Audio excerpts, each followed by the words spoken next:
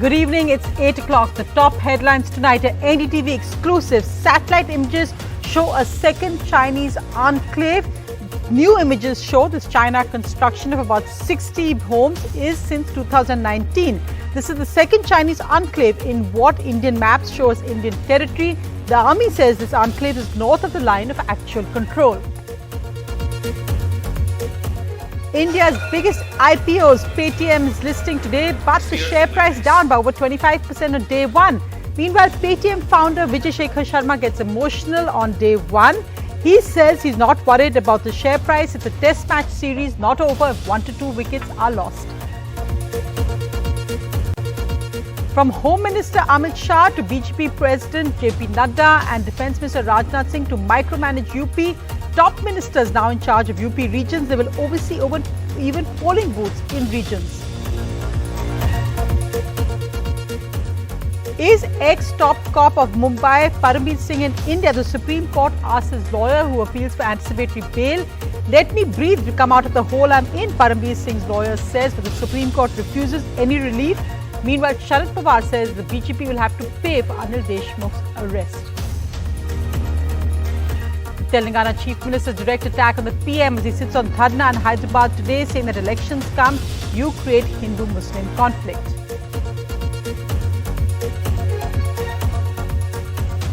A Delhi Assembly panel versus Facebook on hate speech. They asked Facebook representatives, what have you done on hate speech in India? Live streaming today of the panel hearing with Facebook representatives.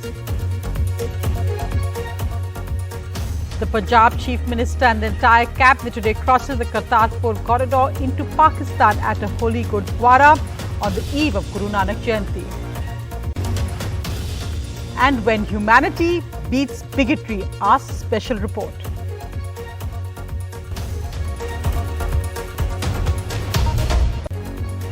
Well, our lead story tonight, breaking on NDTV, shows new satellite images accessed by NDTV and Vishnu, which show that China has constructed a second enclave or cluster of at least 60 buildings on the Arunachal Pradesh border. The new enclave didn't exist in 2019, according to satellite images we've seen, but just a year later it can be seen. This is after a big encroachment first reported by NDTV in January and which is confirmed by a Pentagon report just a few days ago. Vishnu Shom has the story. New satellite images accessed by NDTV show that China has constructed a second enclave or cluster of at least 60 buildings in Arunachal Pradesh. Now this lies 93 kilometers east of the China constructed village in Arunachal. A big encroachment first reported by NDTV in January. This was confirmed by a US Pentagon report. But let's talk about the second enclave. Now this enclave that you see here did not exist in 2019 according to satellite images. A year later it can be seen. Let's make this more clear. The image you see is from March 2019. As you can see, there's nothing here, just snow, no enclave. Now compare March 2019 on your left with September this year on your right. The enclave of more than 64 structures has evidently been completed. So the big question, where exactly is this? What you see on your screens is Bharat Maps, a government-run online map service. Enter the coordinates of the village and the exact location shows up. The enclave is in the Shiomi district, a remote district of Arunachal Pradesh.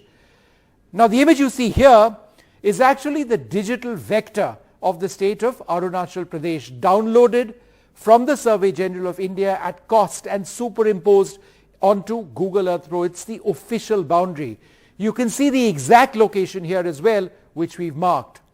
Now these images show not just dozens of buildings, but also a structure with a flag of China painted on a rooftop, which we've highlighted there, large enough to be spotted by imaging satellites. The giant flag appears to assert a territorial claim to this area. Now, the enclave is located in an area where local geography makes access to this valley much more conducive from the Chinese side than from the Indian side. The area is separated by steep mountain ranges from Indian controlled territory. A photograph of this enclave was published in July by the Xinhua News Agency, the state-run press agency of the People's Republic of China. They've named it. It's called Kyungling. This is the very same place. Now, in a statement to NDTV, the Indian Army has said the location corresponding to the coordinates mentioned in your query, we asked them this query, lies to the north of the line of actual control in Chinese territory. But this statement does not refute the fact that the construction of this enclave seems to lie between the line of actual control and the international boundary. In other words, within Indian territory illegally occupied by China. So, as India has said, these are China's attempts to try with the illegal construction to claim territory, but India firmly rejects it. But it is worrying that China is continuing its expansion and land grab attempts. We'll be tracking that story, but meanwhile, our other top headline, well, India's biggest IPO, Paytm, listed today, but shares plunged by more than a quarter, 27% on market debut, with Paytm stock hitting the lower circuit during the trade as well. However, at the end of the day, India's biggest ever IPO has raised $2.5 billion. Paytm's founder, Vijay Shekhar Sharma, who began his journey literally earning 10,000 rupees, today is worth $2.4 billion and said he's carrying the hope of young India. They're capped today above 1 lakh market crores. And these visuals today of him breaking down, going viral after the national anthem was played today when his Paytm was listed. Well, that was because these terms, Bharat Bhagya Vidhata, that is something that hits me hits inside me such a nerve that I don't know why that these three words mean the one who will define the destiny of this country. And I think that national anthem line just brings tears in my eyes, because I see it as actually the best expression of what I wish our team are able to do it in this country. Vijay, because it's the first day of your listing, and the question today, the headline at the end of the evening perhaps, is also one which you wouldn't have been so happy with. In fact, the visuals are becoming a meme, and with people going online, you should actually stay offline today, but going online saying, with shares tumbling over a quarter, are investors crying? What would you tell investors of Paytm today? First of all, there is no doubt about it. Our business is unique. People have to understand that payment company can expand to financial services, can help issue credit, can help build insurance and wealth businesses. So it's unique. It's first time people have not seen such a business. So it is tough for them to account for the business model like this. I mean, there was an analyst report which quoted that we are overpriced by like a 45%. So there is a huge amount of gap. It's not that we priced the company. First of all, this price was with the public market, shareholders choosing a price. Now, with that as an intention, the only thing that I can tell you, what it tells me today, is that we need to explain the business model of our company and execute what we are talking about as a business model in next few quarters. And that probably will bring a lot of comfort to people what this business is. And obviously, there is one day, no investor comes for one day either. I mean, in other words, so I don't think that we should say that investor loss, if you will. I mean, you just gave money yesterday, and one day loss is not the whole picture. But yes, I get it. Where we have to do is good job of explaining the business model and executing on that in time.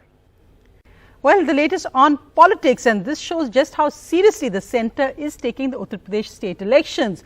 Top ministers, including the Home Minister Amit Shah, the Defence Minister Rajnath Singh and the BJP President JP Nadda have been put in charge of booths in key regions of Uttar Pradesh. They've actually been made the regional heads for the Uttar Pradesh campaign. So Amit Shah gets the Western Uttar Pradesh regions, and he'll be in charge of all booths in that area as well, followed by JP Nadda, the BJP President, who will get the Gorakhpur and Kanpur regions, and Rajnath Singh, who will get the Varanasi and Awadh regions. These top ministers and the BJP President will be in direct contact with all booth leaders. The BJP has also decided on 3 to 4 Vijay Sankalp Yatras in Uttar Pradesh. This on the eve of the Prime Minister's 3-day visit to Uttar Pradesh tomorrow, his second visit just this week. Well, the other big headline today, the Supreme Court asked former Mumbai Police Commissioner Parambir Singh's lawyer, where exactly is he? Is he even in the country? This after a court has declared him an absconder. He's been missing now for months. He's believed to have fled the country. But today his lawyer said that he won't appear in court yet because he's in a hole and he needs anticipatory bail to actually breathe. The Supreme Court said no question of this without him appearing in court. The fall from grace for Mumbai's former police chief is all but complete. Today, the Supreme Court demanded to know whether Parambir Singh, wanted in extortion cases, had fled India. No relief even from the Supreme Court of India for Mumbai's former police commissioner Parambir Singh. The court wants to know where the missing former top cop is and whether he has fled the country or not. The court will hear his plea on 22nd November. Tough questions for Parambir Singh, who is seeking protection from arrest. The court said he needs to disclose where he is. Justice S.K. Kaul asked, in which part of the world is the petitioner in? His lawyer replied, if I'm allowed to breathe, I can get out of the hole. Justice S.K. Kaul replied, are you saying that he will come to India only if courts protect him? Justice S.K. Kaul also said, he may be a former police commissioner, but the rule of law applies to everyone. NCP chief Sharad Pawar hit out at the BJP for misusing central powers. Parambir Singh's allegations of extortion earlier this year led to former Home Minister Anil Deshmukh's arrest by the ED. Apart from Deshmukh, Pawar's nephew and Deputy Chief Minister Ajit Pawar and the Shiv Sena Sanjay Raut are facing ED and income tax cases. तोंड दाखवायला तुमची तयारी नाही अशा प्रकारचं काम जो अधिकारी करतो तो अधिकारी आज बाहेर आहे आणि अनिल देशमुख आत आहे आणि त्याचं मुख्य कारण केंद्र सरकारच्या सत्तेचा गैरवापर. सबको पूरा हिसाब चुकाना पड़ेगा. पवार साहब ने जो कहा है उसको मैं एंडोर्स करता हूं. Former police officials say while the incident has hit morale badly, the police force is happy that finally the law is catching up with Parambir Singh for his alleged misdeeds. I know that it has affected the morale of the Mumbai police very badly. People don't want to even talk about it. They keep their heads down. Now that the action is being taken, most of the policemen are happy about it. Now at least the department will be cleaned. While the Mumbai police are dealing with the shocking allegations, it seems to be the end of the road for Parambir Singh. With Anil Deshmukh, against whom he made sensational extortion allegations, facing the law, options are running out for him. With Sukirti Dwivedi in New Delhi, in Mumbai, Saurabh Gupta, NDTV. In other news, procurement of paddy by the centre has turned into a major political issue between Telangana's ruling party and the BJP. And of course, this has been increased by the recent gains that the BJP has made in elections. The Chief Minister today sat in a dharna in Hyderabad against the delay in paddy procurement and says that this is against the lies and communal politics of elections by the BJP.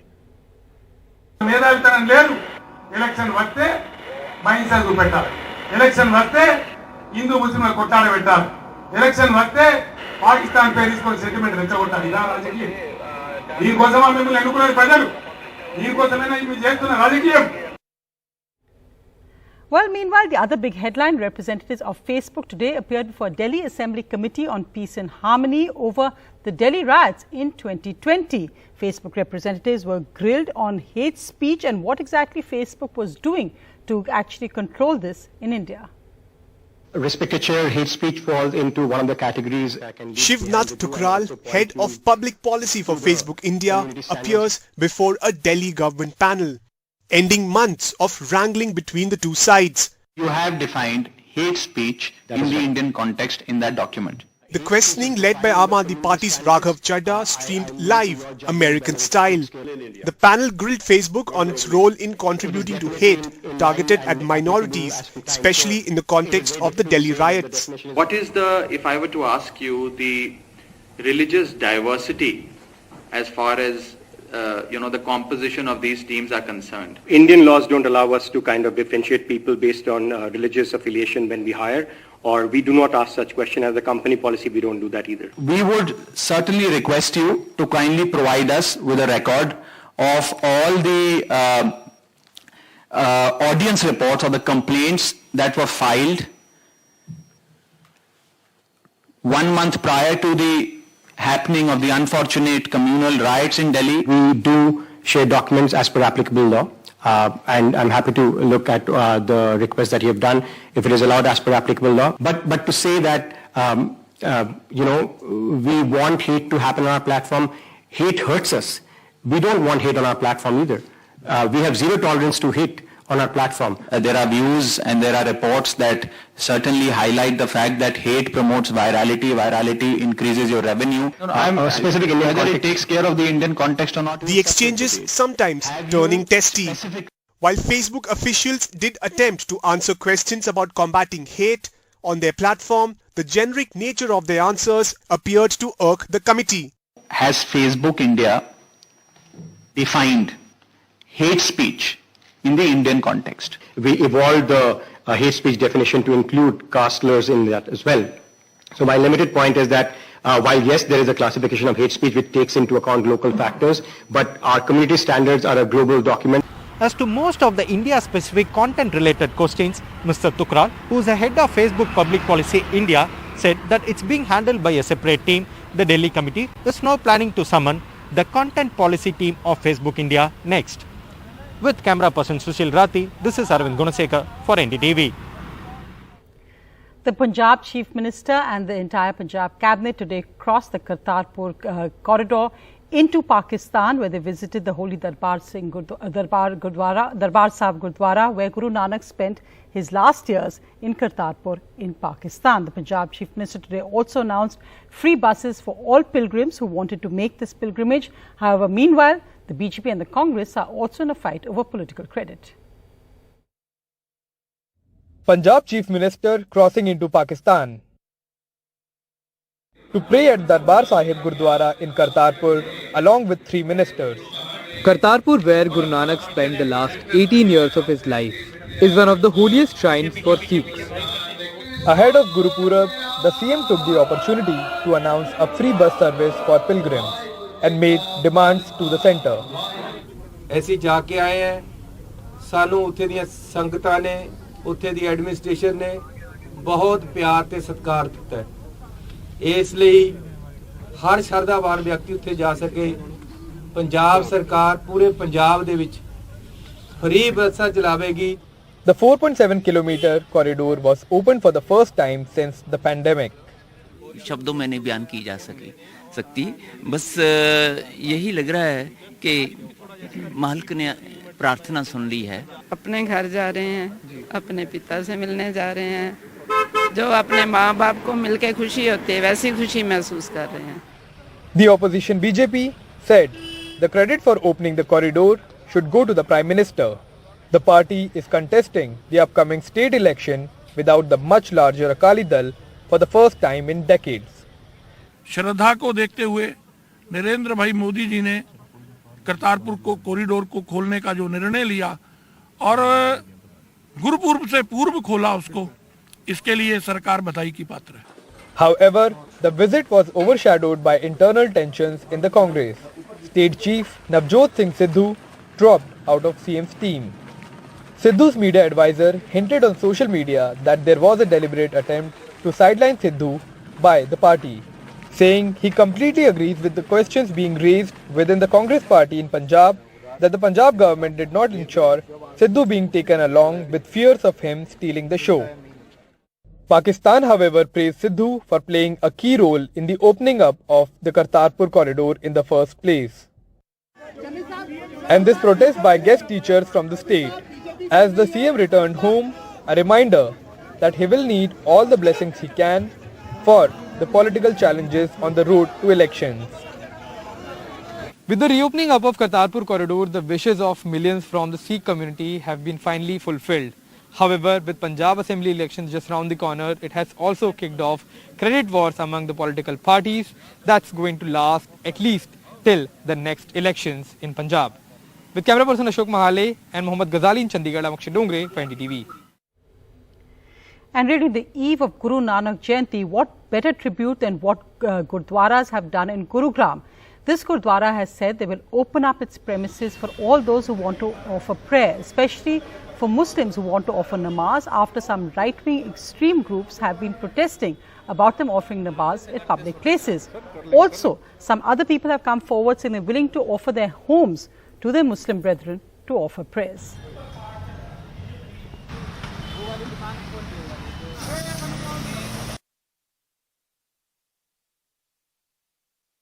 Gurugram Gurudwara Prabandhak Committee Chief Sherdil Sidhu showing Mufti Salim the Gurudwara of Gurugram Sadar Bazar. This Friday, the Gurudwara will witness Gurbani and Azan. Sidhu says this Friday, if Hindu organizations oppose the offering of namaz in the open, then Muslims can come and read the namaz in the Gurudwara. देखो, हमने तो देश का माहौल बचा के रखना, भाईचारा बचा के रखना। एक समुदाय जैसे मुस्लिम भाई है, इनको आप कहीं भी जगह नहीं देंगे नमाज पढ़ने की। किसी ना किसी को तो आगे आना होगा अगर देश को बचाना है तो, और इसमें कोई हर्ज भी नहीं है। देखो, गुरु घर जितने भी, चाहे मंदिर हो, मस्जिद हो, गुरुद्वारा हो, हर एक धर्म जाति के लिए होते हैं। गुरु घर में कोई मुसलमान भाई नमाज पढ़ने आता है, they are most welcome. This 100-yard shop belongs to Akshay Yadav, who lives in Sector 12 of Gurugram.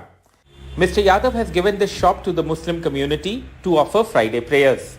He says he will not allow anyone else to disturb the religious fabric in Gurugram. He also says that Muslims can come and offer prayers in the courtyard of his house if they want. मैंने उनको पूछा कि भैया आपको कितने लोग होते हैं आप लोग? बोला हम 10, 12, 15 लोग होते हैं। तो मैंने उनको बोला कि आप लोगों को नमाज पढ़नी है तो मेरा घर है, आप मेरे घर पे आके, मेरी एक प्रेमिसेस है खाली पड़ी हुई, एक मेरी जगह, मैंने कहा आप लोग यहाँ आके पढ़ लो, मेरे को कोई प्रॉब्लम नहीं है कि आप लोग भगवान का ही तो नाम ले रहे हैं। Mufti Salim, who has been searching for a place for Friday prayers for the past several weeks, says he's now satisfied. He says this time he's not worried about Friday prayers because all Hindus and Sikhs are ready to give him a place. गुरुद्वारे का जो द्वार है वो सबके लिए खुला हुआ है और कोई भी आकर के अगर तुम्हें इबादत करने में दिक्कत है तो आके इबादत कर सकते हैं।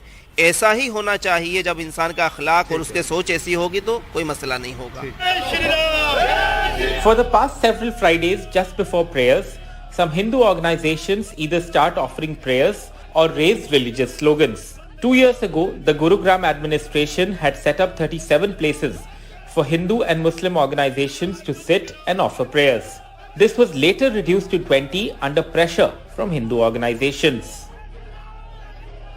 On Friday, you will see Muslims offering namaz in this Gurudwara in Gurgaon, as the people in Gurudwara, they are open to it, and several other Hindus are also coming forward and giving a strong message to administration that administration has totally failed. Now they are out and they are supporting the cause and they are trying to save the constitution and unity of the country. In Gurgaon, with Sudesh Kumar Ram, Saurabh Shukla for NDTV.